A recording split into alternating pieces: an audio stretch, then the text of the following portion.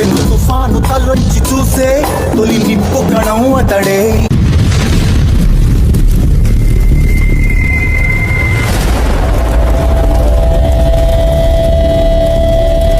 అది నిత్యము దైనందిక జీవితంలో కూడా జరుగుతూ ఉంటుంది. తన తండ్రి చనిపోతే నేను చూడను అని చెప్పేసి ఒక కూతురు అంటుంది. ఎందుకమ్మా అంటే అతను నా తండ్రి కాదు. నా తండ్రి ఎవరు? ఆ శివ పరమాత్మ ఎవరు? ಲೇಖರಾಜ್ ಬಾಬಾ. అంటే ಲೇಖರಾಜ್ ಬಾಬಾ ಇತನ ತಂಡ್ರಿ. ಸೊ ಕೇಳಿದ್ರಲ್ಲ ವೀಕ್ಷಕರೇ, ಏನ್ ಹೇಳ್ತಾರೆ ಅನ್ನೋರು, ಆಂಧ್ರದಲ್ಲಿ ಒಬ್ಬ ಹೆಣ್ಣುಮಗಳು ಬ್ರಹ್ಮಕುಮಾರಿಯಲ್ಲಿ ಕನ್ಯೆಯಾಗಿ ಇದ್ದಾಗ ಅವರು ತಂದೆ ತೀರಿಕೊಂಡು ಹೋಗಿದ್ದಾನ ಮಂದು ಹೋಗಿ ಅಕ್ಕ ಕರೆದಾಗ, ನಾನು ಬರೋದಿಲ್ಲ, ನನಗೆ ತಂದೆ ಅಲ್ಲ ಏನಲ್ಲ, ಅದೇನು ಒಂದು ಜನ್ಮದ ತಂದೆ ಆತ, ನನಗೆ ಸದಾಕಾಲ ತಂದೆ ಈ ಬ್ರಹ್ಮ ಬಾಬಾ ದಾದ ಲೇಖರಾಜೇ ನನಗೆ ತಂದೆ ಅಂತ ಹೇಳ್ತಾಳಂತೆ. ಅದನ್ನ ಮಣ್ಣಿಗೆ ಹೋಗ್ತಾ ಇಲ್ಲ, ತಂದೆ ಸತ್ತರೂ ಹೋಗ್ತಾ ಇಲ್ಲ ಅಂತೆ. ವೀಕ್ಷಕರೇ, ಬ್ರಹ್ಮಕುಮಾರಿಗೆ ಹೋಗುವವರು ಬಹಳ ಗಮನವಿಟ್ಟು ಕೇಳಿ ಹಾಗೂ ಅವರನ್ನು ಪ್ರಶ್ನೆ ಮಾಡಿ. ఇంకొంతమంది హిందువులు వచ్చేసి ఇంకొక అంశం ఏంటుందంటే, వీళ్ళ యొక్క విధానాలలో ఎక్కువగా ప్రథమంగా తీసుకొచ్చేది కన్నెపిల్లలు. యుక్త వయసులో ఉన్న యొక్క కన్నెపిల్లలు, వారు ఎటువంటి శారీరక సంబంధాలు పెట్టుకొని యొక్క కన్నెపిల్లలు వీళ్ళు ఎంచుకుంటారు. వీళ్ళ కన్నెత్వాన్ని ఎవరికి అర్పించాలి అని చెప్పేసి మాట్లాడుతున్నప్పుడు ఈ సృష్టికర్త అయిన యొక్క ఈ ಲೇಖರಾಜ್ బాబాకు సంబంధించిన వ్యవస్థలో ఉన్న ఆ శివ పరమాత్మకు అర్పించాలని చెప్తూ ఉంటారు. ಲೇಖರಾಜ್ బాబా శివ పరమాత్మ వారికి అర్పించాలంటారు. వారికి అర్పించడం అంటే ఏంటిది అని అంటే, వారి వ్యవస్థలో వీళ్ళు సేవ చేసే వాళ్ళు ఎవరు ఉంటారో వాళ్ళు ఈ కన్నెపిల్లల జీవితాలను చిదిమేస్తూ ఉంటారు, ఎదురు తిరిగిన వాళ్ళని బంధిస్తూ ఉంటారు.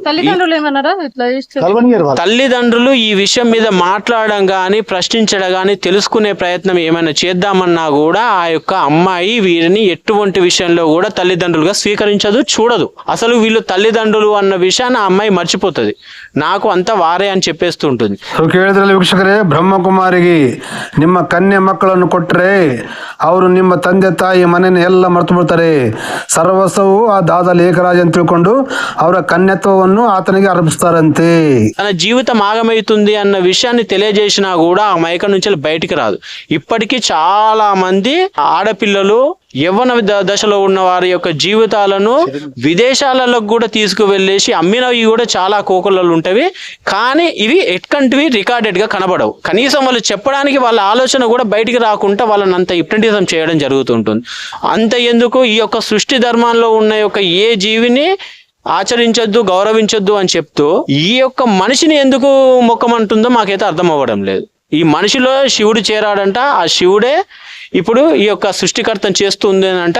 ఇందులో ఇంకొక అంశం ఏంటిదనంటే, రానున్న 15 సంవత్సరాలలో భూమి అంతమవుతుంది, సృష్టి అంతమవుతుంది, మనం ఆ యొక్క పరమాత్మలో చేరాలి అని అంటే మీరు సర్వం అర్పించండి అని చెప్పేసి వీళ్ళ యొక్క ధన మాన వస్తు కనుక ఏవి ఉంటే అవి అన్నిటిని వీళ్ళు ఏదో ఒక విధమైన మైకంతో రాయించుకోవడం జరుగుతూ ఉంటుంది. వీళ్ళకు ఒక సపరేట్ లీగల్ టీం ఉంటుంది. ఇవాళ నేను ప్రశ్నిస్తే నా మీద కూడా కేసు వేయడానికి ఒక లీగల్ టీం దిగుతుంది. సో ಕೇಳಿದ್ರೆ ವೀಕ್ಷಕರೇ, ನಮ್ಮ ಹೆಣ್ಣು ಮಕ್ಕಳನ್ನು ಹದಿಹರಿಯದ ಕನ್ಯೆಯರನ್ನು ಇವರು ವಿದೇಶಕ್ಕೆ ಮಾಡಿದ ಇವುಗಳು ಇರಬಹುದು. ಯಾಕಂದ್ರೆ ಹೊರಗೆ ಬೀಳುವುದಿಲ್ಲ. ಯಾಕಂದ್ರೆ ತಂದೆ ತಾಯಿ ತಮ್ಮ ಮಕ್ಕಳನ್ನು ಕನ್ಯೆಯರನ್ನು ಬ್ರಹ್ಮಕುಮಾರಿ ಕೊಟ್ಟ ಮೇಲೆ ಅವರು ಮನೆಗೆ ಬರೋದಿಲ್ಲ, ಮನೆಗೆ ಕಳಿಸುವುದೂ ಇಲ್ಲ. ಅವರು ಅವರ ಆಶ್ರಮಕ್ಕೆ ಸೀಮಿತ. ಅವರು ಎಲ್ಲಿರ್ತಾರೆ, ಎಲ್ಲಿ ಹೋಗ್ತಾರೆ, ಎಲ್ಲಿ ಬರ್ತಾರೆ ಯಾರಿಗೂ ಗೊತ್ತೇ ಆಗೋದಿಲ್ಲ ಅಂತ ಹೇಳ್ತಾ ಇದ್ದಾರೆ. ಮತ್ತೆ ಅವರ ಬ್ರಹ್ಮಕುಮಾರಿ ಮುಂದೆ ಶಿವನಲ್ಲಿ ಹೋಗ್ಬೇಕು, ನಾವು ಮುಂದೆ ಸತ್ಯಯುಗದಲ್ಲಿ ಹೋಗ್ಬೇಕು, ನಿಮ್ಮ ಆಸ್ತಿ ಅಂತಸ್ತುಗಳು ಎಲ್ಲ ಬ್ರಹ್ಮಕುಮಾರಿ ಬರೆದುಕೊಡು ಅಂತ ಹೇಳಿ ಬರೆಸ್ಕೊಳ್ತಾರಂತೆ. ಅವ್ರಿಗೊಂದು ಲೀಗಲ್ ಟೀಮ್ ಇರುತ್ತೆ. ಹೀಗೆ ಅವ್ರೊಂದು ಟೀಮ್ ವರ್ಕ್ ಇರುತ್ತೆ. ಹಾಗೆ ಮೊನ್ನೆ ನಾನು ಈ ಬ್ರಹ್ಮಕುಮಾರಿಯರ ವಿರುದ್ಧ ವಿಡಿಯೋಗಳು ಮಾಡಿ ಪ್ರಶ್ನೆಗಳು ಕೇಳಿದ್ದಕ್ಕೆ ಆ ಪ್ರಶ್ನೆಗಳಿಗೆ ಉತ್ತರ ಕೊಡದೆ ನನ್ನ ಮೇಲೆ ಕಂಪ್ಲೇಂಟ್ ಮಾಡಿದ್ದಾರೆ ವೀಕ್ಷಕರೇ. ಹಾಗಾಗಿ ನಾನು ನನ್ನ ಫೋನ್ನಲ್ಲಿ ಗೂಗಲ್ ಪೇ ಫೋನ್ ಪೇ ಇಟ್ಟಿದ್ದೇನೆ. ಯಾಕಂದರೆ ಮೊನ್ನೆ ಅವರು ಕೇಸ್ ಮಾಡಿದಾಗ ನಾನು ವಕೀಲನ ಕರ್ಕೊಂಡೋಗಿ ಬೆಂಗಳೂರು ಕರ್ಕೊಂಡೋಗಿ ಕೋರ್ಟಲ್ಲಿ ವಾದ ಮಾಡಲು ಹಣಕಾಸಿನ ತೊಂದರೆ ಇರುವುದರಿಂದ ನನಗೆ ಅವ್ರ ವಿಡಿಯೋಗಳು ಡಿಲೀಟ್ ಮಾಡಬೇಕಾಯಿತು. ಹಾಗೂ ಇವಾಗ ಫೋನ್ ಪೇ ಗೂಗಲ್ ಪೇ ಇಟ್ಟಿದ್ದೇನೆ. ಹಿಂದೂಗಳು ನಮ್ಮ ಧರ್ಮವನ್ನು ರಕ್ಷಿಸಲು ನಮಗೆ ಸಹಕಾರ ನೀಡ್ತಾರಂತೇಳಿ ನಾವು ಒಂದು ಒಳ್ಳೆ ವಕೀಲನ ಇಟ್ಕೊಂಡು ಇವರು ಕೇಸ್ ಮಾಡಿದ್ರು ನಾವು ಕೋರ್ಟಲ್ಲಿ ಫೈಟ್ ಮಾಡೋದಕ್ಕೆ ಸಹಾಯ ಮಾಡಿದ್ರೆ ಅಂತ ತಿಳ್ಕೊಂಡು ಗೂಗಲ್ ಪೇ ಫೋನ್ ಪೇ ಇಟ್ಟಿದ್ದೇನೆ. ಮತ್ತು ಹಿಂದೂಗಳು ಗಮನಿಸಬೇಕು, ತಮ್ಮ ಕೈಲಾದಷ್ಟು ಸಹಕಾರ ನೀಡಬೇಕಂತ ಕೋರಿಕೆ. ಹಾಗೂ ವೀಕ್ಷಕರೇ, ಬ್ರಹ್ಮಕುಮಾರಿ ಏನು ಕೇಳಿದ್ರು ಕೊಡಬೇಡಿ, ನಿಮ್ಮ ಆಸ್ತಿ ಅಂತಸ್ತು ಅವರು ನಂಬಿ ನೀವು ಅವರು ತೋರಿಸಿದ ಆಸೆಗೆ ಮೋಸ ಹೋಗಬೇಡಿ ಅಂತ ಈ ವಿಡಿಯೋದ ಮೂಲಕ ಹೇಳ್ತಿದ್ದೇನೆ. ಮುಂದೆ కానీ ఈ యొక్క సమస్య విషయం మీద ప్రశ్నిస్తున్నారు. ఇది తప్పు, ఇది మేము ఇట్లాంటివి చేయట్లేదు అని చెప్పేసి ఎక్కడ కూడా వీరు బహిరంగంగా మాట్లాడే ప్రయత్నాలు చేయరు. ఎవరైనా మాట్లాడితే వాళ్ళని పక్కకు నెట్టేసి వాళ్ళ పని వాళ్ళు చేసుకోవడమే వీళ్ళ యొక్క ముఖ్య ఉద్దేశం. ధర్మము అనే అంశంలో ఎవ్వరు మాట్లాడినా వాళ్ళ మీద 100 రకాల కేసులు పెట్టేసి నయాన భయాన ప్రలోభ పెడుతూ వీరు ఆ యొక్క వ్యవస్థ నుంచి అందరినీ దూరం నెట్టే ప్రయత్నం చేస్తూ ఉంటారు. మేము తెలియజేసేది ఏంటిదనంటే ఈ యొక్క బ్రహ్మకుమ కుమారిస్ చేసే యొక్క దుశ్చర్యను మేము ఖచ్చితంగా అడ్డుకుంటాం. వీరు చేసే యొక్క ప్రతి ఒక్క వ్యవస్థను మేము బహిర్గతం చేస్తాం. సనాతన హిందువులనే కాదు, యావత్ సమాజంలో ఉన్న యొక్క మానవాళ్ళందరికీ మేలు చేయాలన్న ఉద్దేశంతో మేము మా సనాతన ధార్మిక వ్యవస్థలలో మేము కాలం గడుపుతాం. కాబట్టి ఏ మానవునికి ఆటంకం జరగకుండా వాళ్ళ నిత్య దైనందిక జీవితాల్లో ఎటువంటి ఇబ్బందులు కలగకుండా ఉండడానికి మేము వీరి యొక్క అన్ని దుశ్చర్యలను నీచ నికృష్ట వీరికి ఒక పేరు పెట్టే ఆలోచన లేదు. కేవలం బ్రహ్మకుమారిస్ అని ఒక మాట ఉంటుంది, కానీ వీరికి పేరు పెట్టాలంటే ఈ సొసైటీలో కూడా ఏ పేరు దొరకదు. అంత నికృష్టమైన జీవనాలు వీళ్ళు బతుకు అంతా కూడా సమాజ సేవ అని చెప్పేసి వ్యవహారపరమైన అంశాలలో అందరి కుటుంబాలను నాశనం చేయడంలో ఎజెండాగా ఉంటారు. కాబట్టి వీళ్ళ యొక్క అన్ని భాగవతాలు బయట పెడతాం. హిందూ సంఘాలతో మేము ముందుకు వెళ్తూ ఉంటాము. మిగతా వీటికి సంబంధించిన యొక్క బాధితులు అందరూ దయచేసి మీరు బయటికి రండి. మీరు అనుಭವಿಂಚಿನ యొక్క ಮಾನಸಿಕ ಸ್ತೋಭನ ಕೂಡ ಬಯಟಿಗೆ ವ್ಯಕ್ತಪಡಿಸಂడి. ವೀಕ್ಷಕರೇ, ಅಣ್ಣವರು ಏನು ಹೇಳ್ತಿದ್ದಾರೆ, ಈ ಬ್ರಹ್ಮಕುಮಾರಿಯ ಬಗ್ಗೆ ಗೊತ್ತಿದ್ದವರು, ಬ್ರಹ್ಮಕುಮಾರಿಗೆ ಹೋಗಿ ಮೋಸ ಹೋದವರು ಯಾರೇ ಇದ್ದರೂ ಹೊರಗೆ ಬಂದು ಹೋರಾಡಿ ಹಿಂದೂಗಳ ಸಲುವಾಗಿ ಹಾಗೂ ನಿಮ್ಮ ಅನುಭವಗಳನ್ನು ನಮಗೆ ನಮ್ಮ ಯೂಟ್ಯೂಬ್ ಚಾನಲ್ ನಂಬರ್ ಇರುತ್ತೆ, ನಮಗೆ ಫೋನ್ ಮಾಡಿ ನಿಮ್ಮ ಅನುಭವಗಳು ಬ್ರಹ್ಮಕುಮಾರಿಯಲ್ಲಿ ಏನು ನಡೆಯುತ್ತೆ ಏನಿಲ್ಲ ಎಂಬುದನ್ನು ನಮಗೆ ಫೋನ್ ಮಾಡಿ ತಿಳಿಸಿದರೆ ಆ ಕಾಲ್ ರೆಕಾರ್ಡನ್ನು ನಾವು ಯೂಟ್ಯೂಬ್ನಲ್ಲಿಟ್ಟು ಜನಗಳಿಗೆ ಜ್ಞಾನ ಕೊಡುವ ಪ್ರಯತ್ನ ಮಾಡುತ್ತೇವೆ. బ్రహ్మకుమారికి ಹೋದವರು ಯಾರೇ ನೊಂದಿದ್ದರು, ಯಾರಿಗೆ ಅಲ್ಲಿ తప్పు అనిసి ಹೇಳಿದರೆ నಮಗೆ ఫోన్ ಮಾಡಿ ತಿಳಿಸಿ. వీరి వల్ల మీ జీవితాలు ఎంతవరకు ఆగమైనవి, మీ ఆస్తులు ఏ విధంగా పోయినాయి, మీ ప్రాణాలు ఎలా ఇబ్బంది పడుతుంది, మీ మానం ఏ విధంగా పోయిందన్న అంశాలను కూడా మీరు తెలియజేయండి. రాష్ట్ర స్థాయి నుంచి జాతీయ స్థాయి వరకు ఒక్కసారి ఇంటెలిజెన్స్ వాళ్ళే కావచ్చు, ఎన్ఐఏ కావచ్చు, ఏసీబీఐ కావచ్చు, వీళ్ళ మీద ఒక్కసారి పరీక్షలు చేపియండి. వీరి యొక్క ವ್ಯವಹಾರಪರమైన ಅಂಶಗಳನ್ನಿటి మీద ಆಡಿಟಿಂಗ್ చేయండి. ವೀಕ್ಷಕರೇ, ಕೇಳಿದ್ರಲ್ಲ ಅಣ್ಣವ್ರು ಏನು ಹೇಳ್ತಿದ್ದಾರೆ, ಸರ್ಕಾರದಲ್ಲಿ ವಿನಂತಿಸ್ಕೊಳ್ತಾ ಇದ್ದಾರೆ, ಈ ಬ್ರಹ್ಮಕುಮಾರಿಯರು ಕನ್ಯೆಯರು ಅಂತ ಹೇಳ್ಕೊಳ್ತಾರಲ್ಲ, ಇವರು ಕನ್ಯೆಯರಾಗಿದ್ದಾರ ಇಲ್ಲ ಅಂತ ಪರೀಕ್ಷೆಗೆ ಒಳಪಡಿಸಬೇಕಂತೇಳಿ ఎన్ఐఏకి సిబిఐ ఆఫీసర్ వీళ్ళెల్లరూ కేಳ್ಕೊಳ್ತಾ ఇದ್ದಾರೆ. ಮತ್ತೆ ಮುಂದೆ సంస్థల మీద దాడులు చేయండి. అప్పుడు వీరి యొక్క భాగవతాలు వీళ్ళు సంస్థ బయటికి చూపెట్టి లోపల దాచిపెట్టే యొక్క నిజాలన్నీ బయటకు వస్తాయని చెప్పేసి మేము పిలుపునిస్తున్నాం. మీరు కూడా చేస్తారని ఆశిస్తున్నాం. జై శ్రీరామ్. చివరిగా ఒక మాట, అతి ప్రాచీనమైన మన సనాతన ధర్మం ఎప్పుడు కూడా విశ్వ మానవాళి శాంతి, సర్వజీవులను కూడా శాంతి ఉండాలని కోరుకునేది ఒక్క సనాతన జీవన విధానం, సనాతన ధర్మం మాత్రమే కోరుకుంటుంది. అలాంటి సనాతన ధర్మాన్ని పేరు చెప్తూ సనాతన ధర్మంలోని ప్రథమ పూజితుడైన శివ పరమాత్మ యొక్క పేరు చెప్పుకొని వాడేవన్నో తీసుకొచ్చి ధ్యానం పేరిట ఇక్కడ శివుణ్ణి చూపిస్తూ అంతర్గతంగా వాళ్ళ సిద్ధాంతాల ప్రకారం ఈ దేశాన్ని విచ్ఛిన్నం చేసే శక్తులన్నీ ఏకమై దేశ జీడిపిలో ఎంతైతే అమౌంట్ ఉందో అన్ని డబ్బులు గడించారని వాళ్ళు ఇక్కడ ఉన్న బాధ్యతలు చెప్తా ఉన్నారు. ಸೊ ವೀಕ್ಷಕರೇ, ಕೇಳಿದ್ರ ಅನ್ನೋರು ಏನ್ ಹೇಳ್ತಿದ್ರೆ, ದೇಶದ GDP-ಯಲ್ಲಿ ಇರ್ತಕ್ಕಂಥ ಹಣ ಎಷ್ಟಿದೆ ಅಷ್ಟು ಹಣ ಈ ಬ್ರಹ್ಮಕುಮಾರಿಯರು ಜನರಲ್ಲಿ ಲೂಟಿ ಮಾಡಿದ್ದಾರಂತೆ.